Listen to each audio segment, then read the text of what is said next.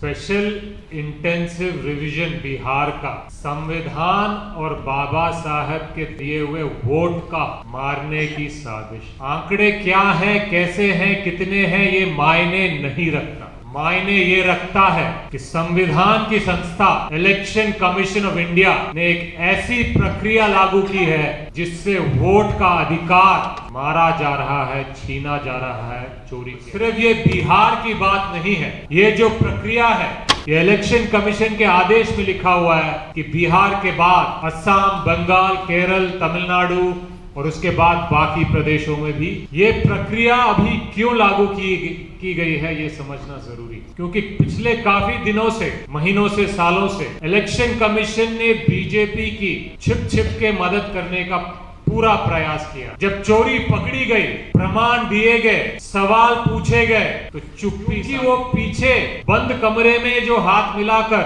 चुनाव चोरी करने का काम करते थे वो पकड़ा गया। अब बिहार में स्पेशल इंटेंसिव रिवीजन के माध्यम से खुलेआम election commission of India BJP के गोद में बैठकर बिहार की गरीब, युवा, महिला, शोषित, वंचित, पिछड़े, अति पिछड़े, दलित, महादलित के वोट चोरी करने का साजिश रच रही है।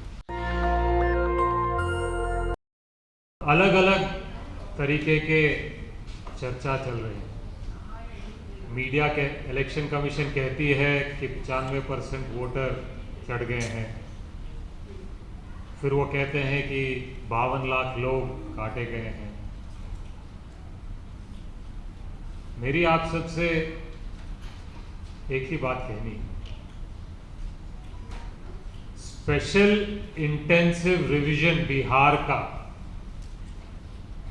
संविधान और बाबा साहब के दिए हुए वोट का हक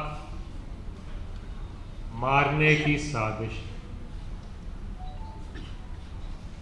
आंकड़े क्या हैं, कैसे हैं, कितने हैं, ये मायने नहीं रखता। मायने ये रखता है कि संविधान की संस्था इलेक्शन कमीशन ऑफ इंडिया ने एक ऐसी प्रक्रिया लागू की है जिससे वोट का अधिकार मारा जा रहा है, छीना जा रहा है, चोरी किया जा रहा है। और सिर्फ ये बिहार की बात नहीं है, ये जो प्रक्रिया है ये इलेक्शन कमीशन के आदेश में लिखा हुआ है कि बिहार के बाद असम, बंगाल, केरल, तमिलनाडु और उसके बाद बाकी प्रदेशों में भी लागू किया जाएगा। ये प्रक्रिया अभी क्यों लागू की गई है ये समझना जरूरी है। क्योंकि पिछले काफी दिनों से, महीनों से, सालों से इलेक्शन कमीशन ने बीजेपी की छिप के मदद करने का पूरा प्रयास किया।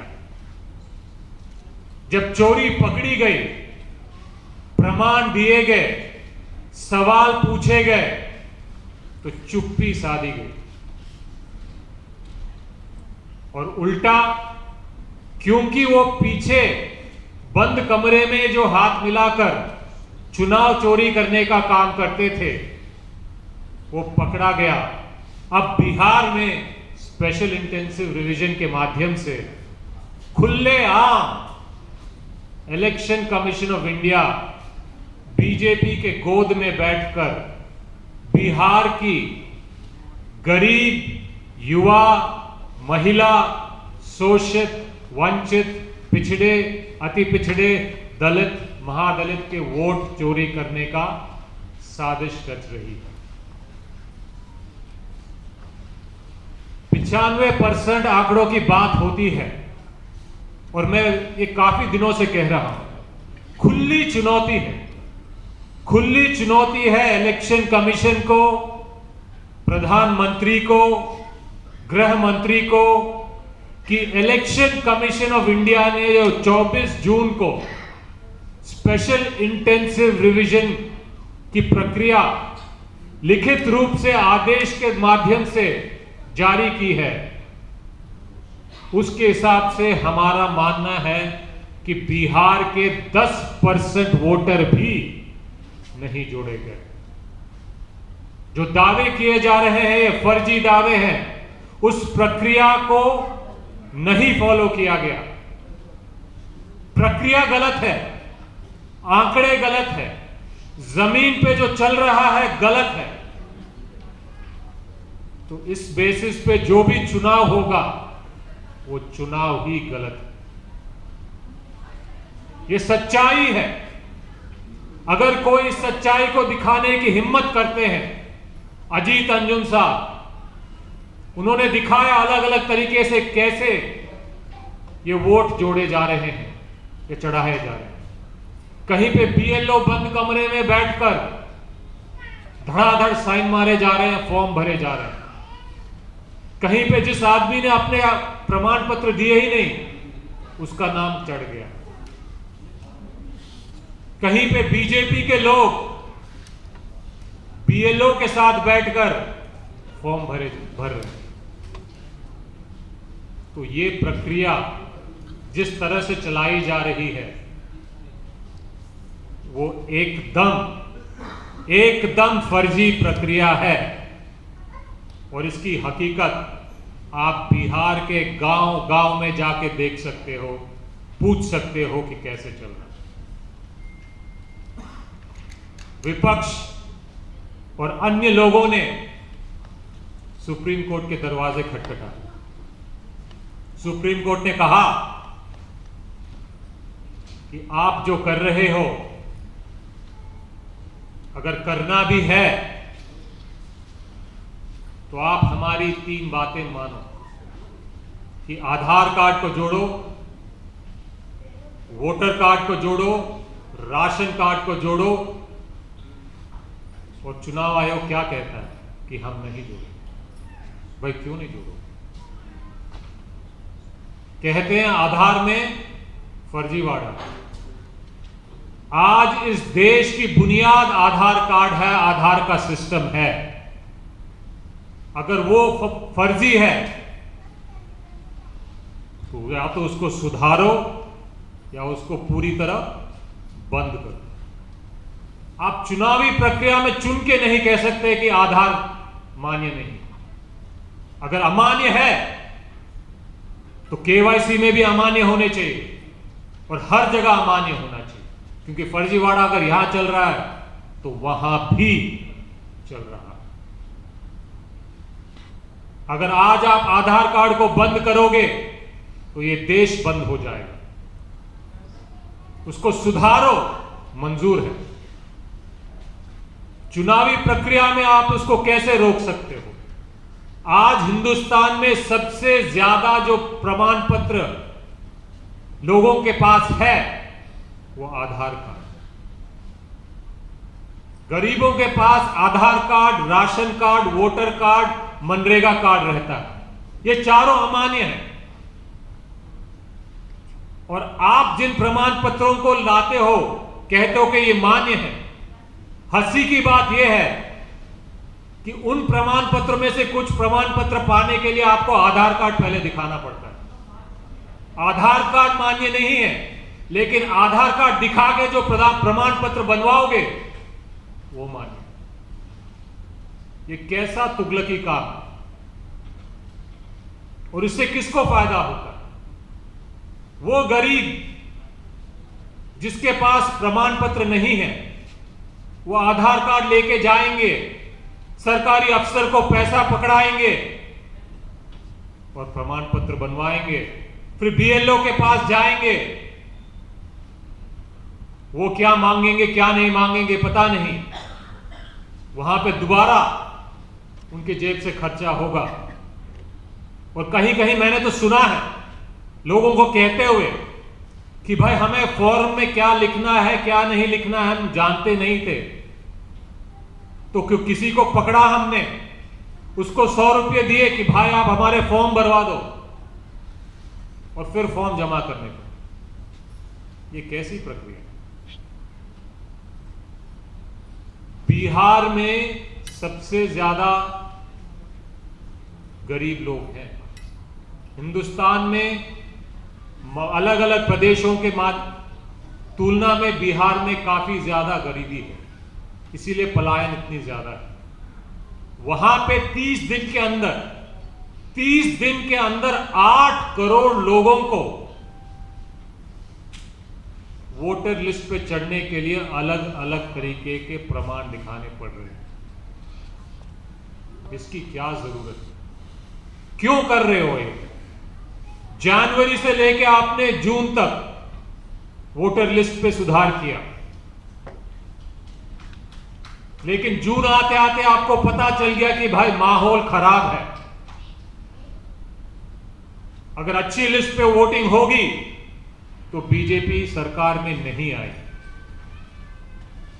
तो बीजेपी को जिताने के लिए आपने, इलेक्शन कमीशन ऑफ इंडिया ने एक तुगलकी फरमान जारी की और बिहार की जनता को परेशान करने का काम कर रही है। पिछले बार 2020 में विधानसभा चुनाव में सत्ता और विपक्ष के बीच में 20,000 वोट का भी फर्क नहीं था। इस प्रक्रिया के माध्यम से कितने वोट कटेंगे, कब कटेंगे, क्यों कटेंगे, कोई नहीं बता पाएगा, क्योंकि फाइनल वोटर लिस्ट सितंबर 30 को अपलोड होने वाला है। ये बात ध्यान से सुनिए, फाइनल वोटर लिस्ट सितंबर 30 को अपलोड किया जाएगा और 1 सितंबर से 30 सितंबर तक किसका नाम कट रहा है, क्यों कट रहा है, ये किसी को पता नहीं चलेगा, क्योंकि ये काम ईआरओ बैठकर करेगा। ईआरओ किसकी बात सुनेगा?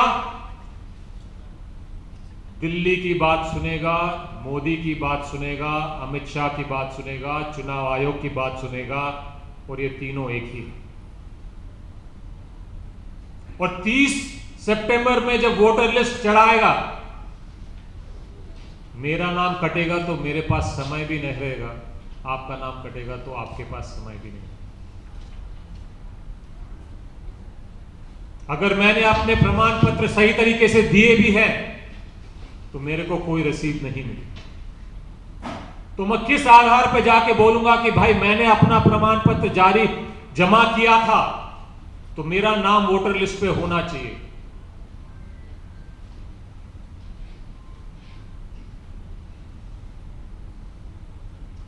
पहले जमाने में बूथ कैप्चरिंग कर गरीबों का वोट मारा जाता था। आज बीजेपी और इलेक्शन कमीशन ऑफ इंडिया उससे आगे बढ़ गए हैं, सीधा सीधा वोटर लिस्ट कैप्चरिंग कर रहे हैं, हर बूथ पे घोटाला कर रहे हैं। बिहार और भारत के गरीब, युवा, महिला, पिछड़ा, अति पिछड़ा, वंचित, शोषित, दलित, महादलित के वोट को छीन छीन के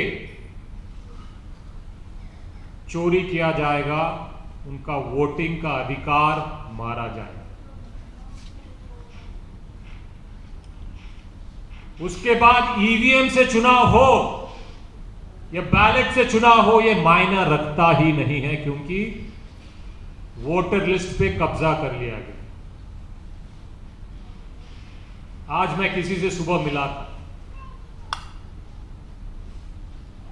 उनके परिवार में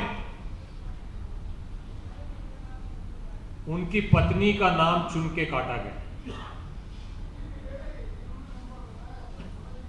उन्होंने पकड़ लिया और वोटिंग से पहले, ये बिहार की बात नहीं है, एक और प्रदेश की बात,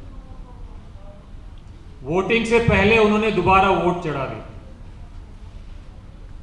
और जब फाइनल लिस्ट जारी हुआ तो पता चला कि उनका वोट उस बूथ में नहीं, 4 किलोमीटर दूर एक बूथ में जारी किया, जोड़ा गया। बिना इलेक्शन कमीशन ऑफ इंडिया के सहयोग से ऐसे काम बड़े लेवल पे नहीं हो सकते, चाहे वो महाराष्ट्र हो, चाहे वो हरियाणा हो, चाहे वो दिल्ली हो। इलेक्शन कमीशन को इतनी प्रमाण दिए गए हैं कि एक एक घर में 60 वोट, 70 वोट, 80 वोट निकल के आए। कैसे मुमकिन है? और ये इलेक्शन कमीशन को चुनाव से पहले कंप्लेंट दिया गया, इलेक्शन कमीशन ने एक्शन नहीं लिया।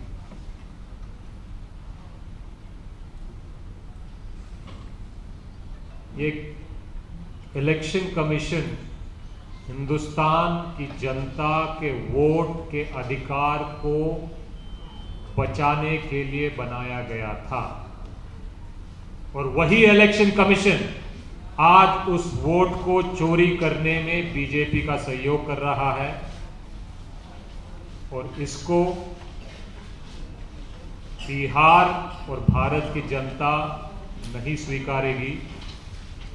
उनकी आवाज बनकर हम सब, सड़क हो, बिहार का सदन हो, हिंदुस्तान का सांसद हो, न्यायालय हो, जहां भी जाना पड़ेगा जाएंगे, इसका विरोध करेंगे। ये हमें बिल्कुल मंजूर नहीं। मुझे इतनी बात करनी है। आप आए, आपने हमारी बात सुनी, दिल से धन्यवाद, आभार। नेशनल दस्तक की आपसे गुजारिश है कि अगर इसको बचाना चाहते हैं तो नेशनल दस्तक को सब्सक्राइब करने के लिए रेड कलर के सब्सक्राइब बटन को दबाएं, फिर बेल आइकन की घंटी दबाएं। नेशनल दस्तक को बचाने के लिए बहुत जरूरी है कि हर खबर को शेयर करें, लाइक करें, कमेंट जरूर करें।